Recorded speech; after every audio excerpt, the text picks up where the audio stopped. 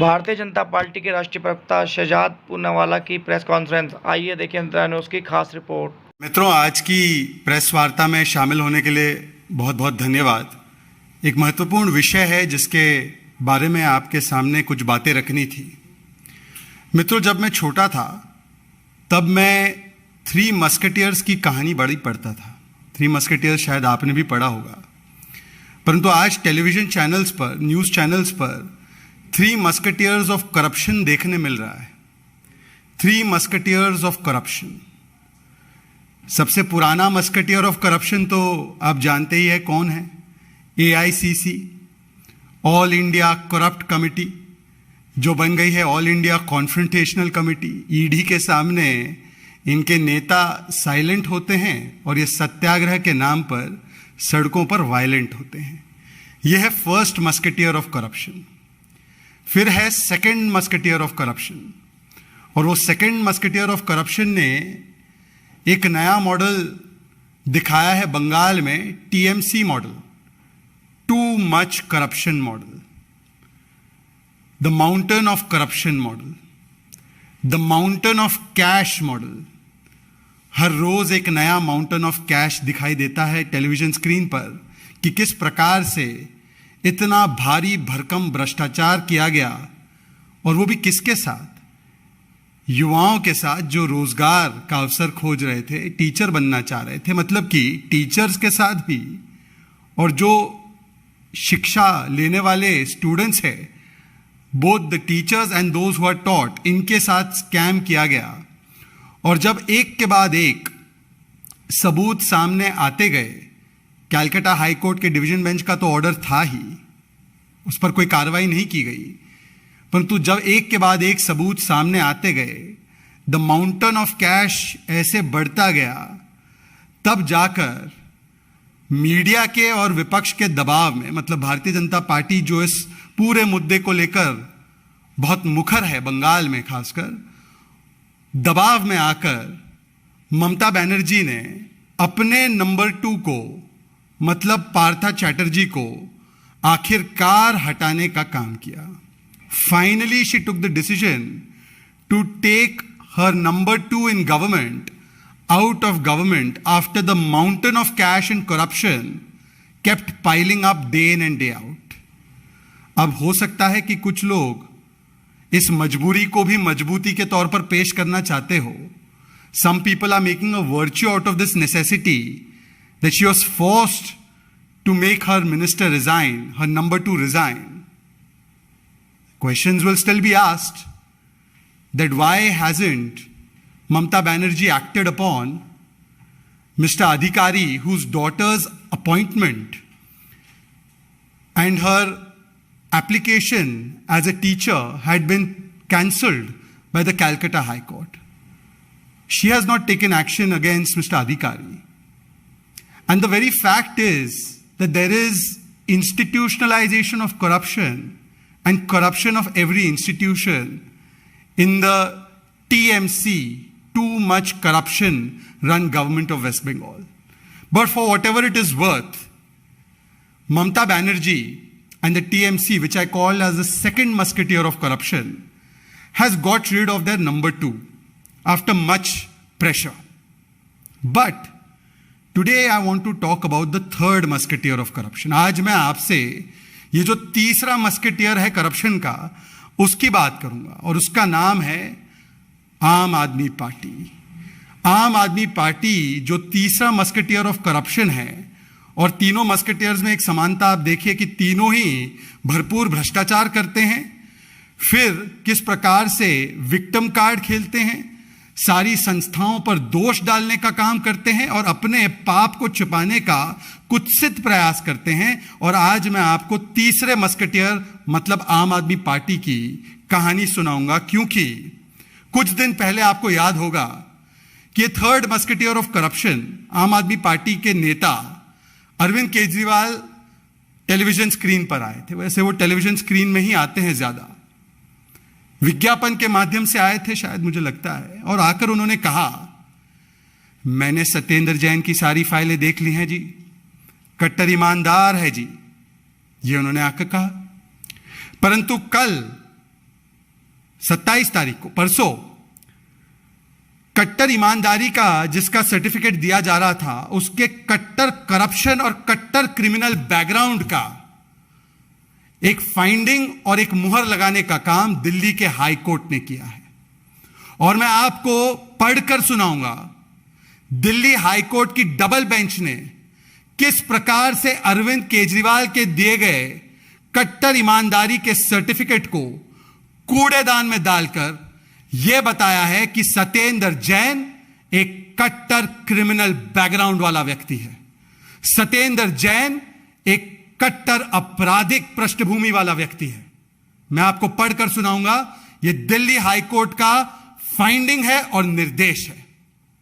Para number 23, page number 15, high court का order है। It is pertinent to note at this juncture that while it is not for the court to issue directions to the chief minister, जाहिर सी बात है court इस मामले में हस्तक्षेप नहीं करता, किसे मंत्री बनाना है नहीं बनाना है, जुरिस्डिक्शन मामले होते हैं वो। It is the duty of this court to remind these key duty holders about their role with regard to uphold the tenets of our constitution.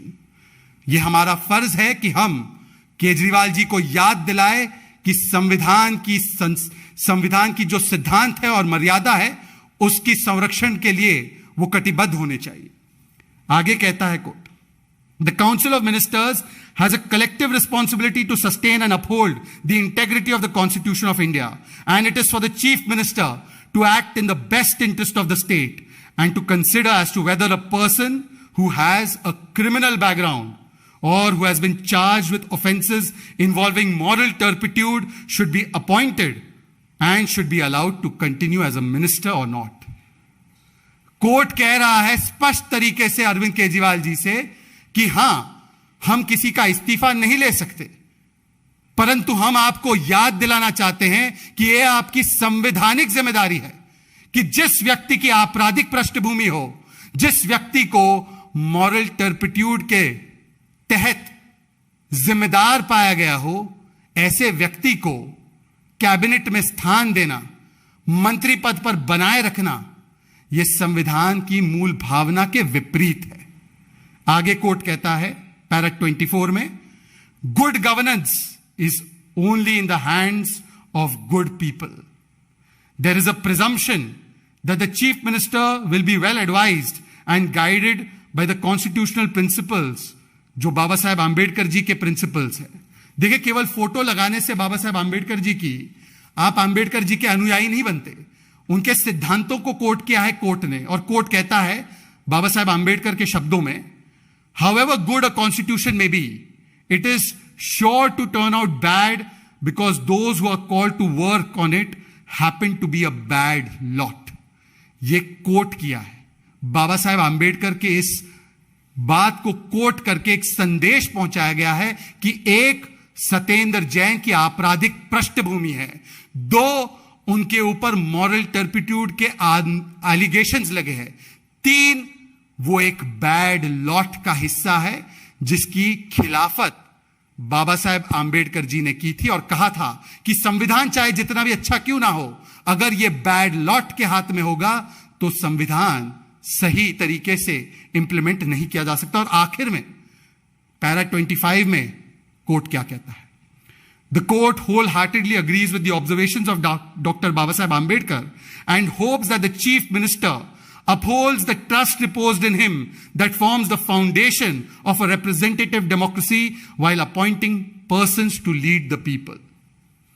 अब अरविंद केजरीवाल जी YouTube पे फ्री वीडियो के माध्यम से या दिल्ली के जनता के गाड़ी कमाई से दिए गए विज्ञापन के माध्यम से या आपके 1-on-1 प्रेस कॉन्फ्रेंस के माध्यम से जरा मुझे यह बताइए कि इस आदेश के बाद स्पष्ट नहीं होता कि केजरीवाल जिसे कट्टर ईमानदार कहते हैं वो तो कट्टर क्रिमिनल बैकग्राउंड वाला व्यक्ति है, वो तो कट्टर हवालेबाज है, वो तो कट्टर आपराधिक पृष्ठभूमि वाला व्यक्ति है।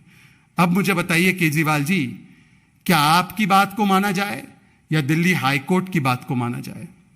वैसे समझ में नहीं आ रहा कि पिछले 2 महीने से तो सत्येंद्र जैन रिमांड में है, कस्टडी में है, और उन्हें किसी भी कोर्ट से कहीं पर भी राहत नहीं मिली है। इस पूरे मामले में अगर आप देखें तो उन्हें कहीं से भी किसी भी कोर्ट से कभी भी कोई राहत नहीं मिली है इस मामले में, वर्षों से।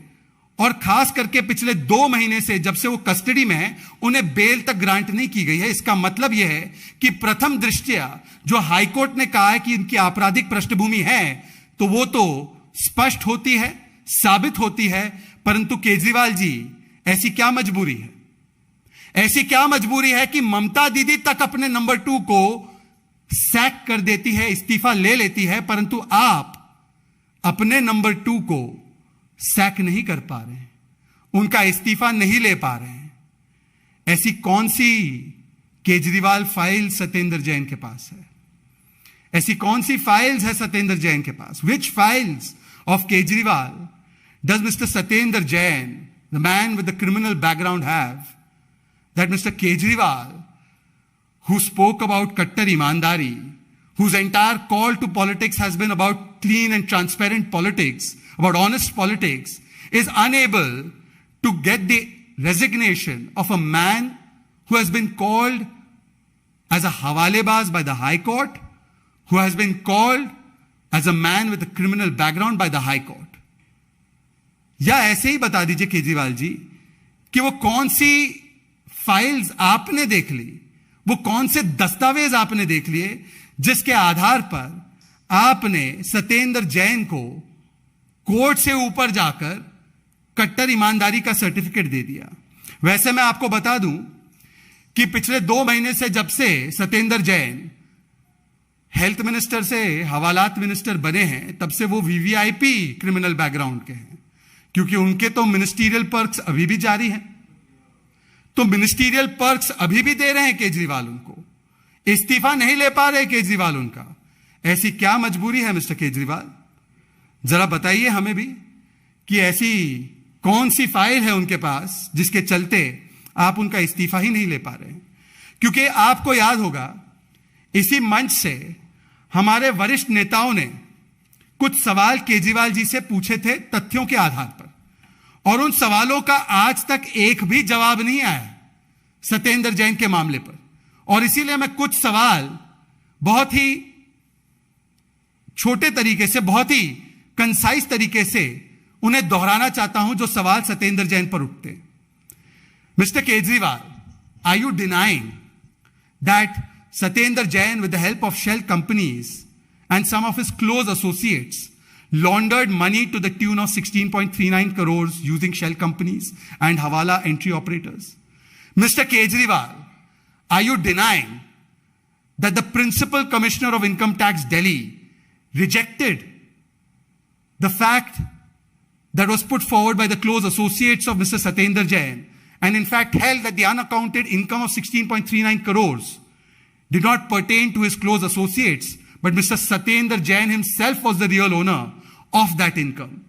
Mr. Kejriwal, and I hope he is listening carefully, Mr. Kejriwal, are you denying that the division bench of the Delhi High Court, in its order dated 21/8/2019, in writ petition 6541/2017, confirmed the findings of the Principal Commissioner of Income Tax and held, और ये copy भी है मेरे पास income Delhi high court के आदेश की, and held that the unaccounted money that was laundered of 16.39 crores, the real owner of that money was in fact Satyendra Jain, and it was at his behest that this entire hawala transaction was orchestrated.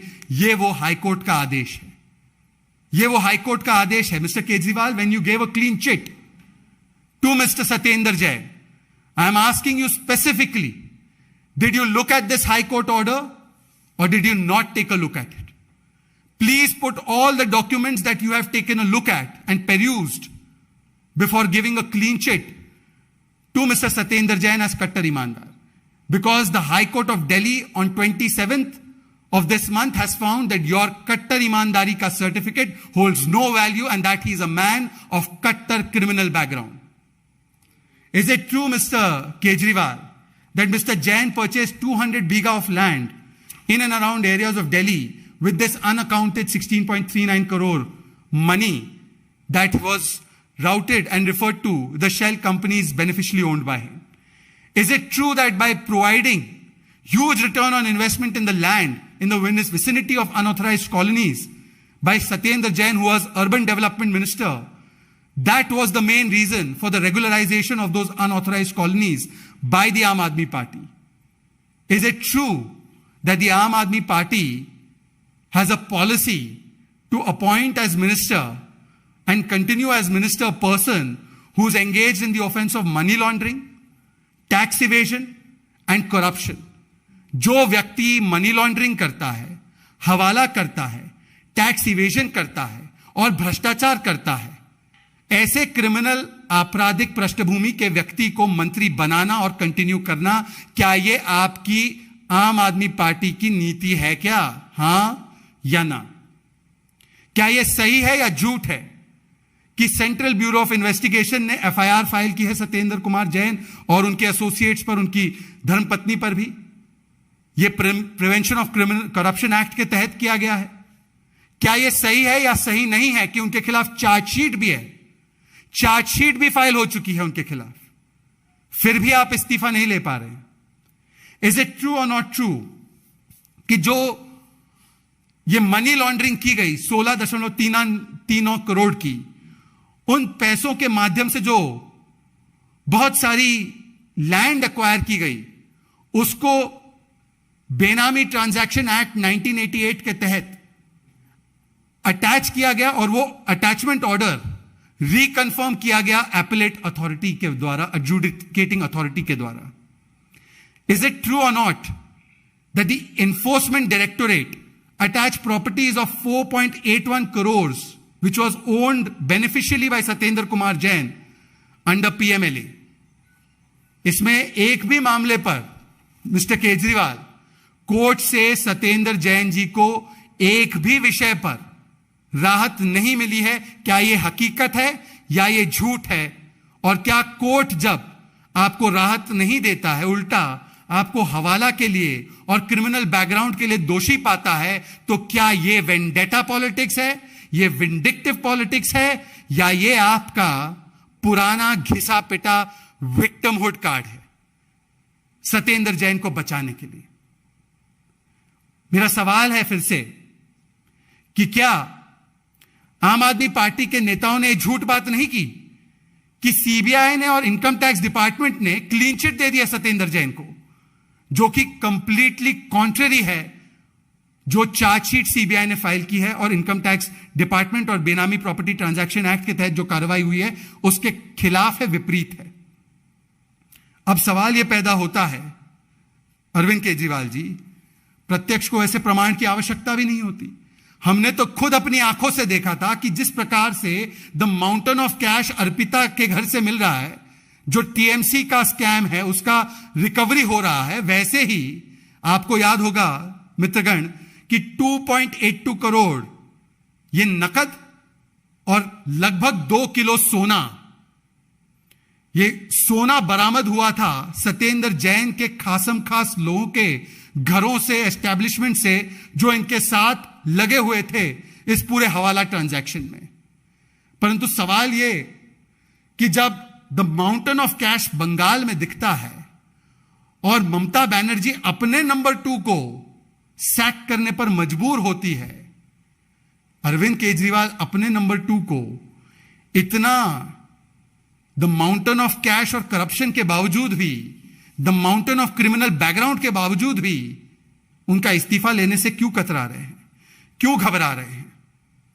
मुझे याद है कि यही जो defence है victimhood card का और कट्टर ईमानदारी का, सबसे पहले उन्होंने जितेंद्र तोमर के मामले में दिया था।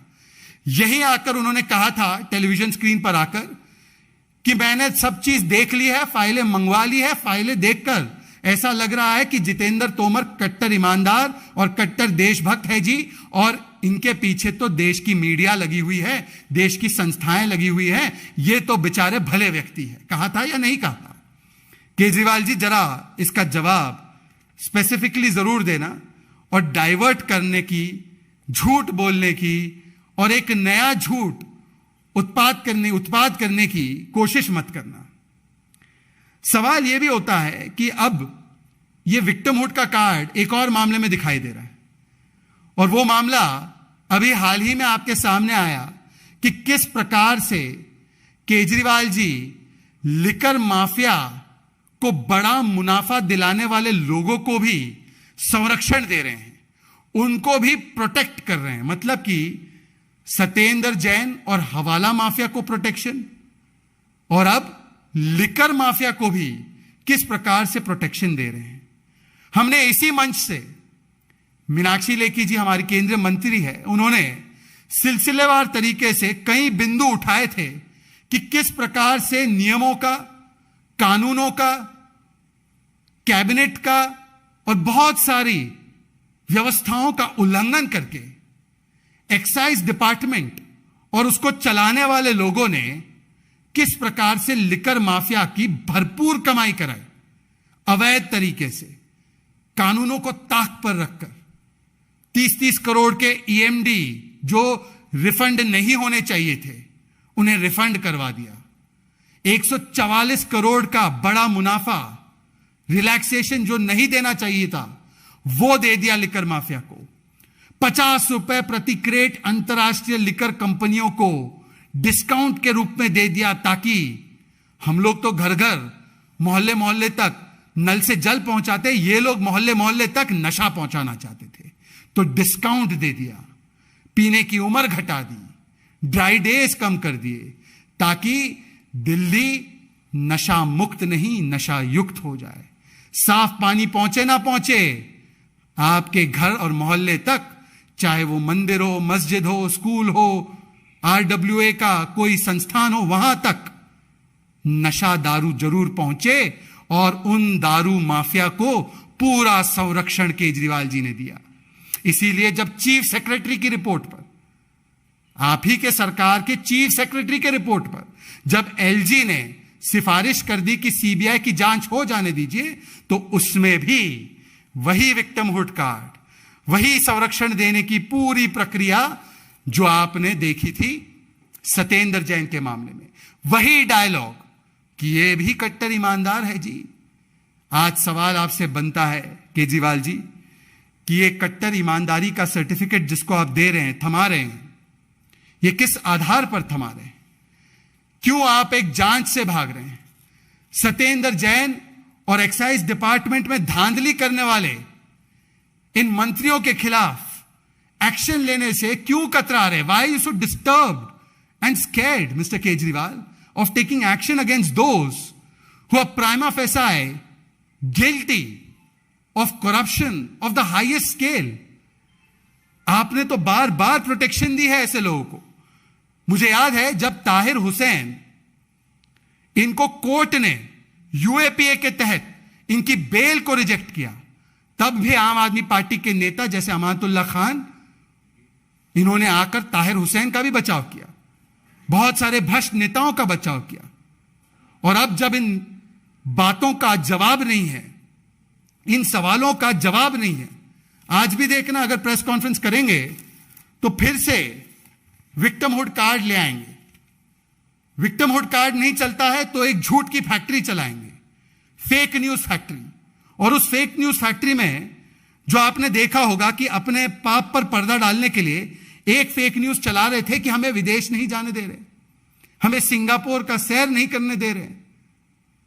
सोचिए कि जनता की गाड़ी कमाई से, देश के पैसों पर सिंगापुर जाने का, विदेश जाने का इतना उनको मन में लालच था, इतना उनको लालसा थी, और वो भी ऐसे कॉन्फ्रेंस में जो मेयर स्तर की कॉन्फ्रेंस है, जो मेयर के लेवल की कॉन्फ्रेंस है, पर उसमें भी झूठ बोला गया। उसमें झूठ ये बोला गया कि हमें जाने नहीं दिया जा रहा। अब मैंने देखा है कुछ मीडिया चैनल्स के माध्यम से यह खबर सामने आई है, और यह लेटर भी मुझे आप ही के मीडिया के माध्यम से मिला है। यह पत्र है सिंगापुर की मिनिस्ट्री का 26 जुलाई का। सिंगापुर की मिनिस्ट्री ऑफ फॉरेन अफेयर्स ने पत्र लिखा है केजरीवाल जी को, और वो लिखते हैं इस पत्र में कि जो डेडलाइन थी, जब तक कि आपको भेजना था अपनी एप्लीकेशन, वो डेडलाइन थी 20 जुलाई की। हमने आपको 15 तारीख को भी रिमाइंड कराया कि डेडलाइन 20 जुलाई की है, तो हमें भेज दीजिए आप अपना एप्लीकेशन। परंतु आपने एप्लीकेशन जो भेजा वो डेडलाइन के बाद भेजा। मतलब कि जिस दिन पर ऑटोमेटिकली ये इनविटेशन जो सिंगापुर की तरफ से आया था उनको, वो एक्सपायर हो गया। The application, the invitation automatically expired on 20th of July. This letter has been written by the Singapore Ministry of Foreign Affairs that it has expired on 20th of July. You have not sent your application in time. Now on 26th July we are writing this to you and telling you that you are late in doing so, and we had reminded you on 15th July. तो जिन लोगों ने application ही deadline के बाद भेजा, जब invitation expire हो गया, अब वो इस पूरी बात का ठीकरा किसी और पर डालने की कोशिश कर रहे हैं। ये इनकी हकीकत है, ये इनके झूठ का स्तर है, ये इनके फेक न्यूज का लेवल है कि किस प्रकार से फेक न्यूज फैलाओ और अपना किया धरा किसी और पर थोपो, विक्टिमहुड कार्ड खेलो, और जो असली सवाल है सत्येंद्र जैन को लेकर, न्यू एक्साइज पॉलिसी को लेकर, उससे दिशा भ्रमित करने के लिए एक कंट्रोवर्सी मैन्युफैक्चर कर लो। वैसे मैं आपकी स्पष्टीकरण के लिए दो और बिंदु डाल दूं। यह भी मैंने मीडिया से ही देखा है कि उसी समय पर यह मामला एमईए को भी पूछा गया था और उनके स्पोक्सपर्सन ने, मुझे लगता है 20 जुलाई को ही आसपास यह सवाल उनसे पूछा गया था, तो उन्होंने भी टेस्टिफाई किया, उन्होंने भी बताया कि अरविंद केजरीवाल की तरफ से हमें कोई रिक्वेस्ट आई ही नहीं है। तो मतलब रिक्वेस्ट आप इनविटेशन के एक्सेप्टेंस के डेडलाइन के एक दिन बाद भेजे, फिर जब वो एक्सेप्ट ना हो तो उसका दोष आप किसी और पर डालें।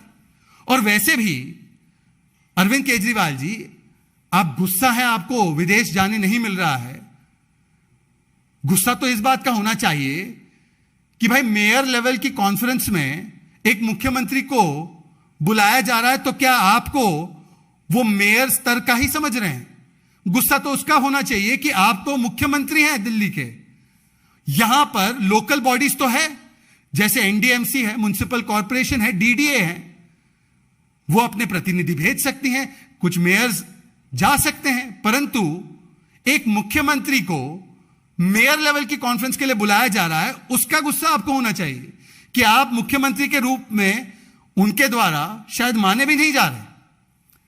कम से कम जब प्रोटोकॉल की बात होती है मित्रों, कुछ सेट प्रोटोकॉल होते हैं देश के विदेश नीति को लेकर। ये प्रोटोकॉल पे पॉलिटिक्स नहीं होती, ये जो स्थापित हमारे सिद्धांत होते हैं उसके ऊपर सियासत नहीं होती।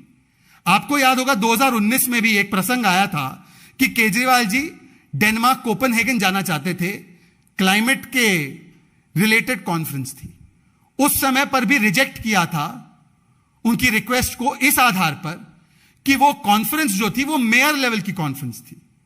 आपको याद होगा ये बात। उस समय मुझे याद है यूनियन मिनिस्टर थे प्रकाश जावड़ेकर जी, उन्होंने पूरा स्पष्ट किया था कि देखिए वो समिट मेयर लेवल का है।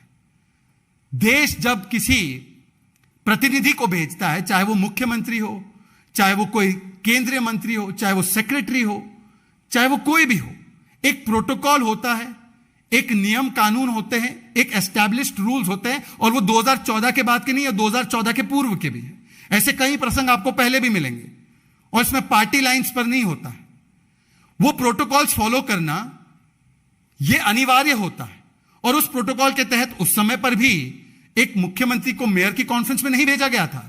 इस बार भी मुख्यमंत्री मेयर की कॉन्फ्रेंस में नहीं जा सकते, परंतु यह भी हकीकत है कि रिक्वेस्ट तो तब भेजी गई जब इनविटेशन ही खत्म हो गया।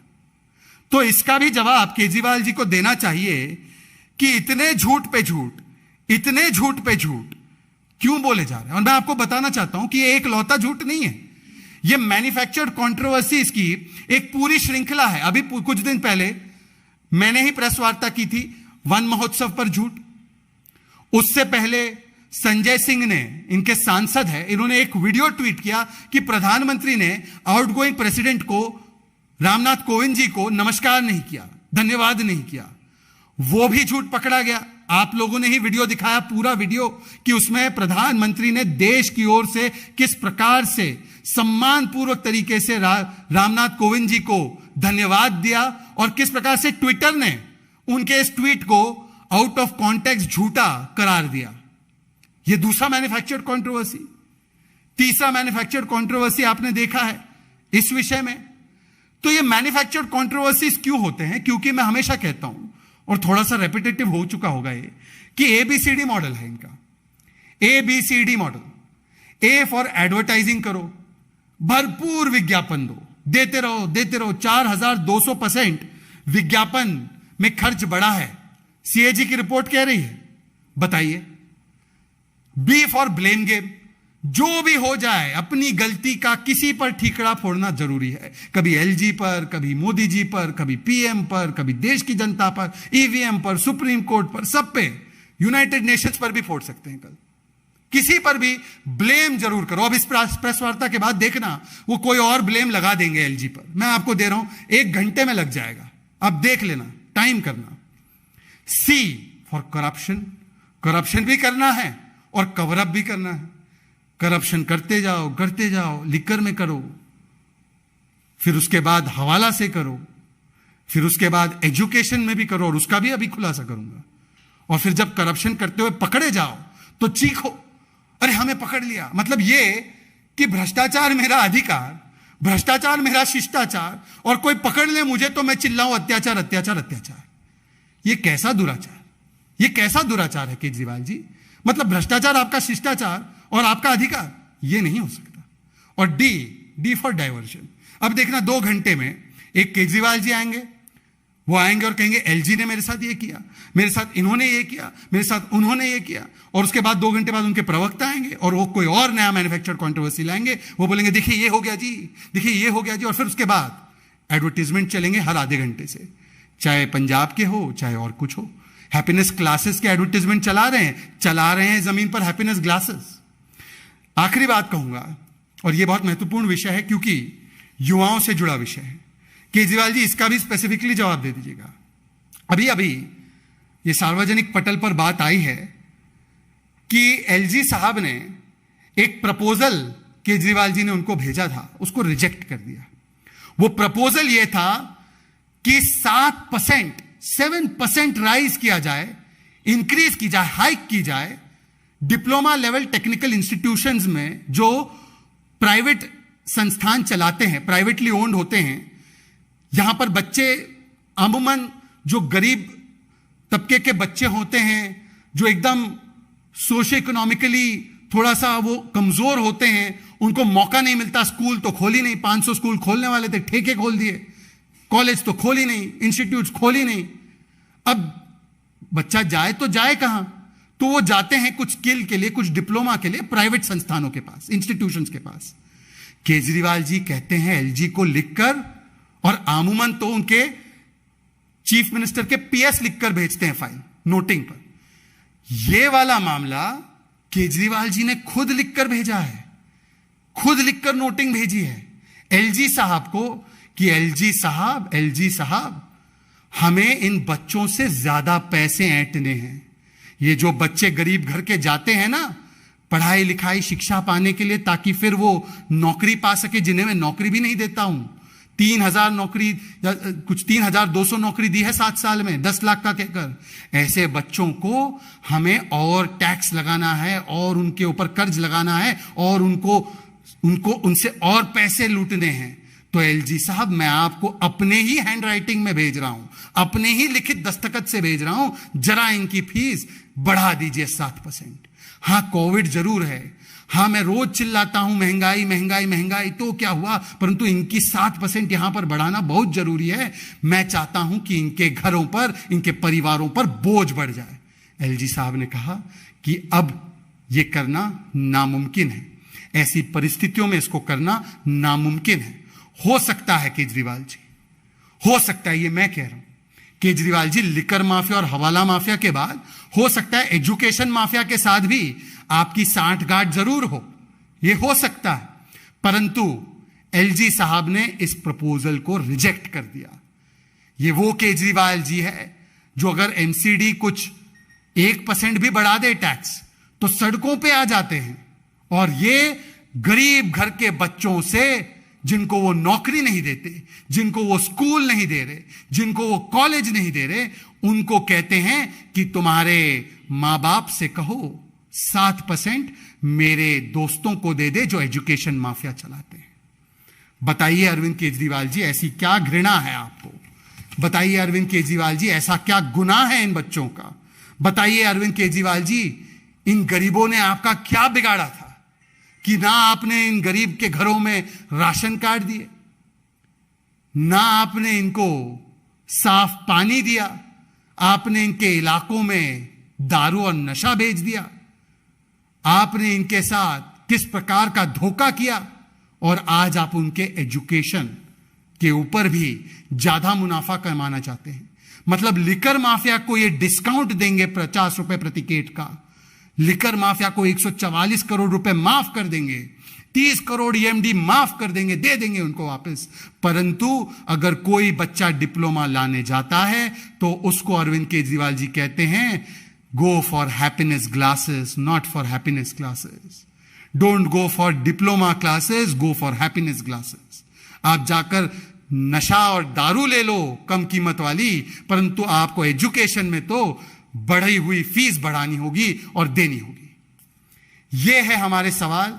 मुझे उम्मीद है अरविंद केजरीवाल जी, जो आपको सवाल पूछा गया है सत्येंद्र जैन के बारे में और excise duty, excise liquor policy के नाम पर स्कैम करने वाले जो सारे मंत्री हैं, उनके ऊपर आप कार्रवाई करेंगे और बताएंगे कि बंगाल में नंबर 2 की आ गई बारी, अब क्यों नहीं हो रहा है सत्येंद्र जैन का इस्तीफा जारी। बहुत बहुत धन्यवाद। जय हिंद। कोई इसी से रिलेटेड प्रश्न हो तो बताइएगा। जी।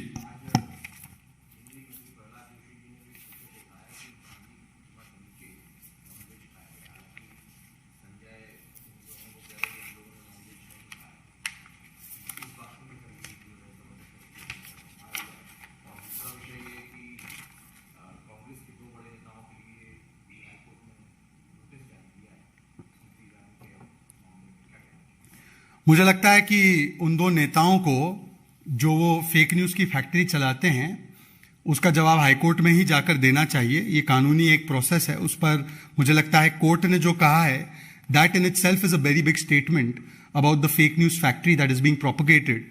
But having said that, I think संसद का सम्मान करना, राष्ट्रपति पद का सम्मान करना, संसदीय प्रणालियों का सम्मान करना, सेना का सम्मान करना, देश का सम्मान करना, एक व्यक्ति के विरोध में उतरते उतरते जो हमारी लोकतांत्रिक संस्थाएं हैं उनको आघात और चोट पहुंचाना, ये कुछ परिवार तंत्र में विश्वास रखने वालों की परंपरा बन चुकी है।